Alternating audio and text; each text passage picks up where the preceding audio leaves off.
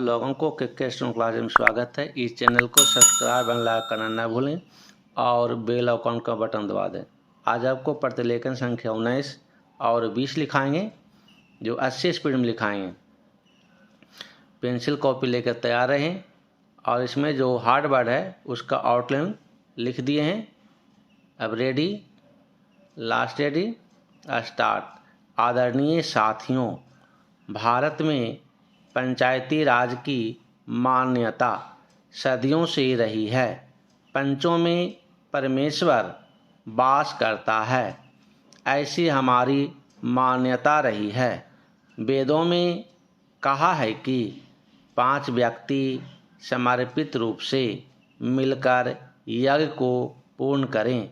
स्वर्गीय राष्ट्रपिता महात्मा गांधी जी की मान्यता थी कि भारत की आत्मा गांवों में बसती है। जब तक गांव स्वतंत्र नहीं होते, देश पूर्ण रूप से स्वतंत्र नहीं होगा। गांधी जी के अनुसार सच्चे लोकतंत्र का परिचालन केंद्र में बैठे 20 व्यक्तियों द्वारा नहीं कराया जा सकता है। इसका क्रियान्वयन प्रत्येक गांव के निवासियों के माध्यम से ही होना चाहिए। उनके अनुसार जन समर्थन प्राप्त पंचायतों को कोई भी कानूनी कार्य करने से नहीं रोक सकता। गांवों का प्रत्येक समूह या उस समूह के सदस्य अपनी पंचायत बना सकते हैं, चाहे भारत के अन्य गांवों में पंचायतें हों अथवा नहीं हों। गांधी जी की यह मान्यता थी कि हर अधिकार कर्तव्य से ही मिलता है। ऐसे अधिकारों से कोई भी वंचित नहीं कर सकता। पंचायत लोगों की सेवा करने के लिए है तथा भारत का हर लोकतंत्र इकाई गांव ही है।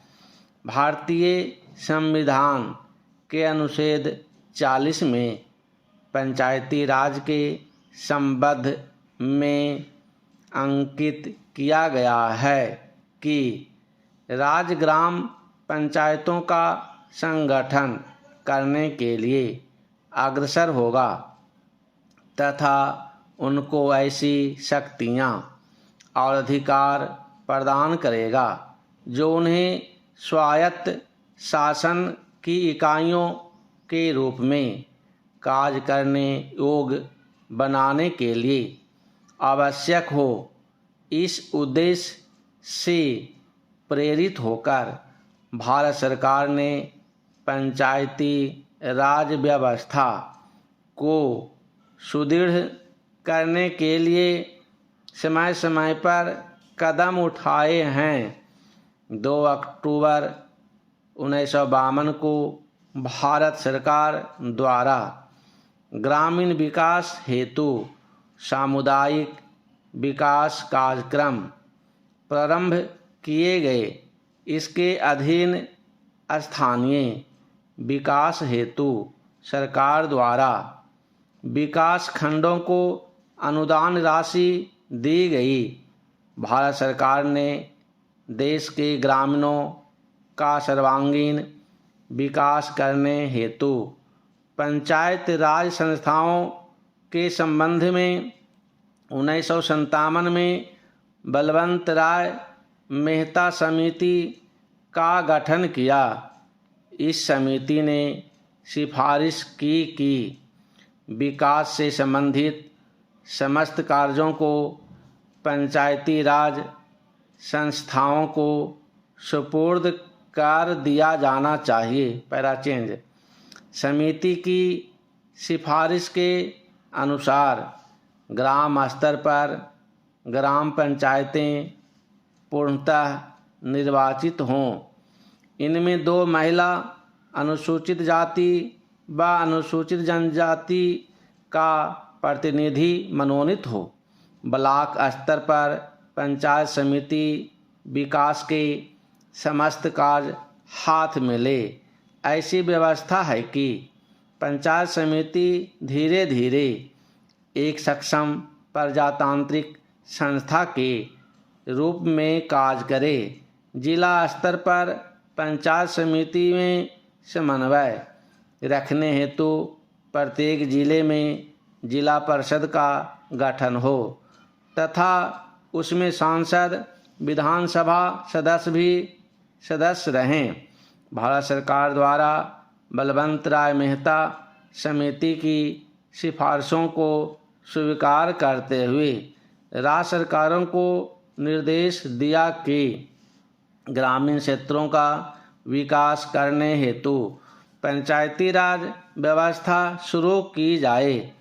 राजस्थान सरकार ने देश में सबसे पहले 2 अक्टूबर 1959 को नागौर में दीप प्रज्वलित कर त्रिस्तरीय पंचायती राज व्यवस्था आरंभ की।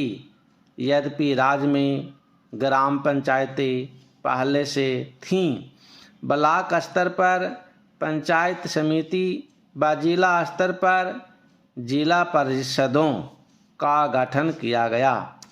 वर्ष 1960 में प्रथम चुनाव हुए। पहला चेंज। आदरणीय साथियों, कई सरपंच निर्विरोध चुने गए। अनेक चुनाव के बाद जीतकर सरपंच बने। ग्राम पंचायतों के सरपंच की पंचायत समितियों के सदस्य बने एवं उनमें से प्रधान व उप प्रधान अप्रत्यक्ष रूप से निर्वाचित होते रहे। सब पंचायत समितियों के प्रधान सांसद व विधानसभा सदस्य जिला परिषद के सदस्य बनते रहे। उन्हीं में से जिला परिषदों के प्रमुख व उप प्रमुख चुने जाते रहे हैं। न केवल राजस्थान राज्य में ही अपितु देश के अधिकांश राज्यों में पंचायती राज व्यवस्था की स्थापना के आरंभ के वर्षों में इन संस्थाओं ने ग्रामीण विकास की दिशा में अच्छे परिणाम दिए। लेकिन कुछ वर्षों बाद किन्हीं कारणों की वजह से पंचायती राज संस्थाएं अपने सौंपे गए उत्तरदायित्व को सही ढंग से निष्पादित करने में असमर्थ दिखाई देने लगीं, अर्थात ये संस्थाएं अपेक्षित परिणाम देने में असफल रहीं। इसका सबसे बड़ा कारण इन संस्थाओं के साथ वित्तीय साधनों की कमी रही। साथ ही अधिकांश राज्य सरकारों ने पंचायती राज संस्थाओं के चुनावों में भी अधिक रुचि नहीं ली। पंचायती राज संस्थाओं को अधिक गतिशील बनाने हेतु अशोक मेहता कमेटी ने सिफारिश की कि विकास कार्यक्रमों एवं योजनाओं को क्रियान्वित करने की जिम्मेदारी जिला परिषदों को की हो। समिति के अनुसार पंचायतें 10-15 गाँवों की मंडल पंचायतें हों तो अधिक सक्षम होगी। ये मंडल पंचायतें ग्रामीण विकास योजनाओं को क्रियान्वित करेंगी। साथ ही समिति ने पंचायती राज संस्थाओं के चुनाव मुख्य निर्वाचन अधिकारी से करवाने की सिफारिश भी की। ग्रामीण विकास की प्रशासनिक व्यवस्था व गरीबी उन्मूलन समस्याओं हेतु गठित GV.K. राव कमेटी ने जिला स्तर पर योजनाएं बनाने व नियमित चुनाव कराने की सिफारिश की थी। देश की पंचायत राज व्यवस्था को सुदृढ़ व पुनर्जीवित करने हेतु गठित डॉक्टर लक्ष्मीमल सिंघवी कमेटी ने ग्राम पंचायतों को अतिरिक्त वित्तीय साधन देकर अधिक सक्षम बनाने पर बल दिया तथा साथ ही पंचायती राज संस्थाओं को संवैधानिक मान्यता दिए जाने पर भी विशेष बल दिया। पहला चेंज, देश में पंचायती राज संस्थाओं की बिगड़ती हुई स्थिति को ध्यान में रखते हुए पूर्व प्रधानमंत्री श्री राजीव गांधी ने पंचायती राज ढांचे को सुदृढ़ बनाने की कल्पना की थी और उन्होंने पंचायतों को अधिक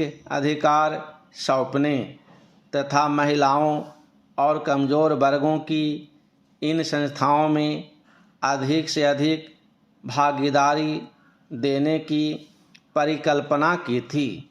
हमारे वर्तमान प्रधानमंत्री के प्रयासों से अब यह संभव हो गया है कि इस संबंध में शुरू किए गए प्रयासों तथा राष्ट्रपिता महात्मा गांधी जी के ग्राम स्वराज के स्वप्न को साकार बनाने की दृष्टि से संविधान में 73वें संशोधन की कुछ महत्वपूर्ण बातों का जिक्र करना चाहूँगा।